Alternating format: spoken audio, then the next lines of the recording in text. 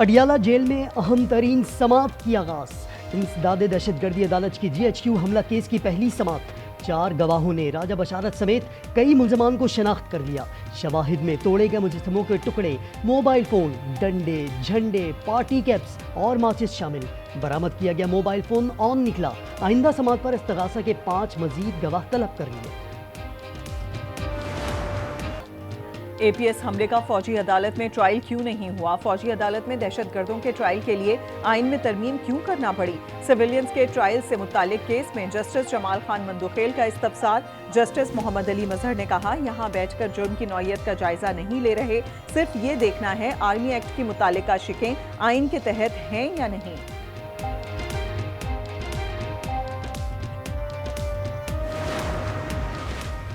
कोई मौलाना के खिलाफ बयान न दे, बानी PTI ने पार्टी रहनुमाओं को रोक दिया। वकला से मुलाकात में बानी की खाकान अब्बासी और दीगर अपोजिशन रहनुमाओं को एतमाद में लेने की हिदायत। शेख वक्कास पर इजहार बरहमी, कहा पार्टी के तर्जुमान बने, गंडापुर के नहीं। गंडापुर को DI खान से बाहर निकलने की हिदायत भी कर दी।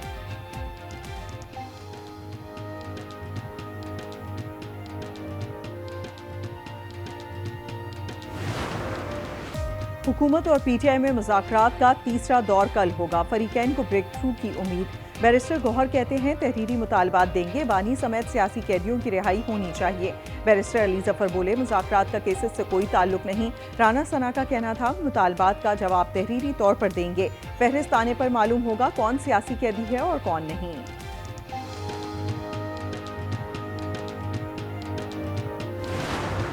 बलोचिस्तान हो, KP हो, वहाँ पर रिट खत्म हो चुकी है हुकूमत की। वहाँ आम आदमी अब अपने घरों में जिंदगी नहीं गुजार सकता।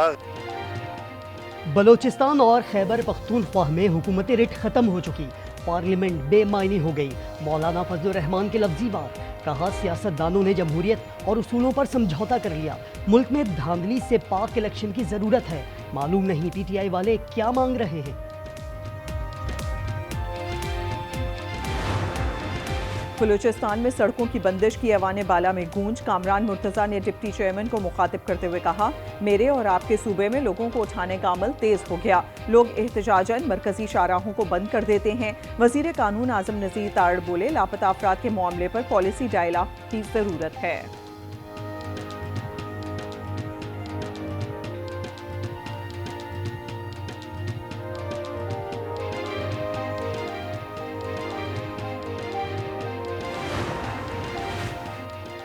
कुरम में पायदार अमन की कोशिशें जारी।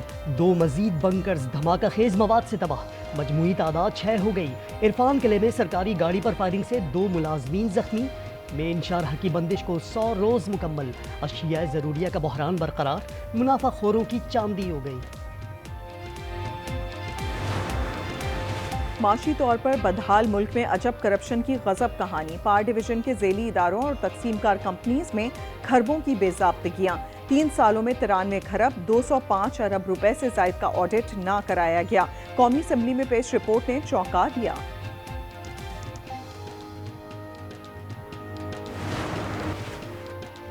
इलेक्ट्रिक गाड़ियों के मालिकान के लिए अच्छी खबर। पाकिस्तान का पहला इलेक्ट्रिक व्हीकल पॉलिसी का ऐलान। चार्जिंग स्टेशंस को 44% रियायत मिलेगी। टैरिफ 71 के बजाय 39 रुपए 70 पैसे फी यूनिट होगा। वज़ीर आज़म शहबाज शरीफ कहते हैं, मंसूबे से आलूदगी में नुमाया कमी होगी।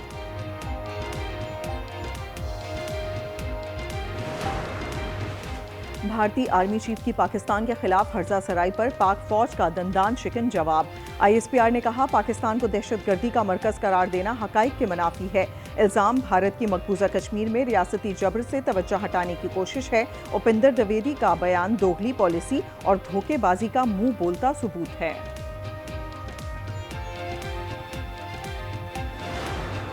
इधर से भी डकैती लगा मार रहे थे, इधर भी डकाट मार रहे थे। 8-9 मोटरसाइकिल थे तो इसको गोली मार।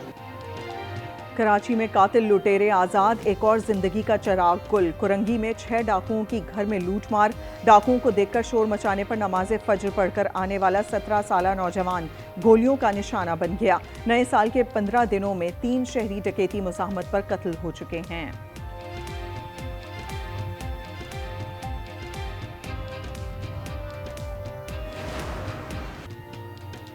4,502 और उससे दिन डोमिसाइल और पीआरसी लो। आज न्यूज़ के प्रोग्राम टारगेट की टीम के स्टिंग ऑपरेशन ने गंदा धंधा बेनकाब कर दिया। कराची में डीसी ईस्ट के दफ्तर में डोमिसाइल इंचार्ज वासेज अलबानी के सामने रिश्वत लेने की वीडियो आज न्यूज़ पर।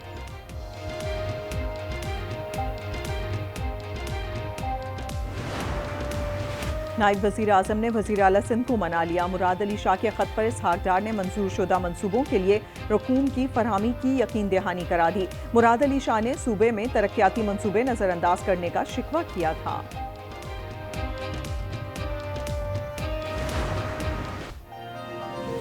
कभी नहीं कहा मेरी खातिर पुलिस के सर फाड़ दो, जलाओ घेराव करो, सड़कें बंद कर दो।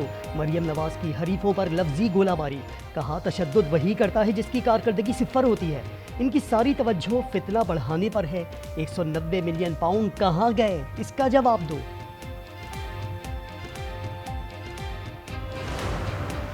सेहत के मैदान में अहम संगे मील। पाकिस्तानी कंपनी ने मुल्क का पहला वेंटिलेटर तैयार कर लिया। मार्केट में कीमत 30 लाख रुपए है।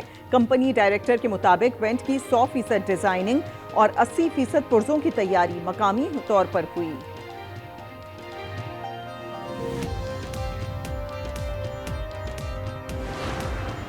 क्या गजा में खून बहना रुक जाएगा?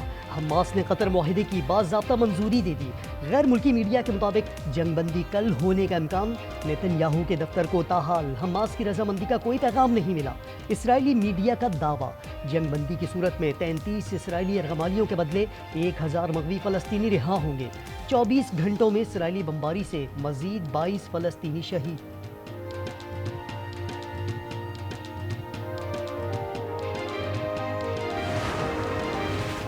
दस दिन गुजरने के बावजूद लॉस एंजलिस की आग बेकाबू। दीगर इलाकों को भी खतरे। 7 लाख आबादी खतरे में। अमवात की तादाद 25 हो गई। 40,000 एकड़ रकबा राख हो गया। 12,300 इमारतें तबाह। 90,000 अफराद बिजली से महरूम। नुकसान का तखमीना $275 अरब हो गया। सुराग रसा कुत्तों की मदद से लाशों की तलाश जारी।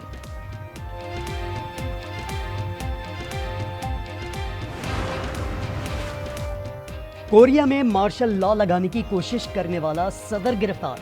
अहलकार गिरफ्तार करने सीढ़ियों की मदद से सरकारी रिहाइश गाह में दाखिल हुए। सदारती मुहाफिजों और हामियों से हाथापाई भी हुई।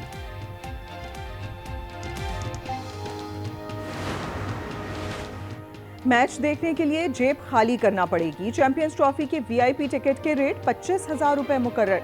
पाकिस्तान और न्यूजीलैंड के इफ्तिताही मैच का कम से कम टिकट 2,000 रुपए का होगा। सबसे सस्ता टिकट 1,000 रुपए का। और फलक बोझ पहाड़, शफाफ झीलें और मुतरन्नम आबशारें, कुदरती हुस्न से मालामाल गिलगित बल्तिस्तान दुनिया के बेहतरीन सयाहती मकामात में शामिल। बरतानवी अखबार फाइनेंशियल टाइम्स ने गिलगित को 50 बेहतरीन मकामात में शामिल कर लिया।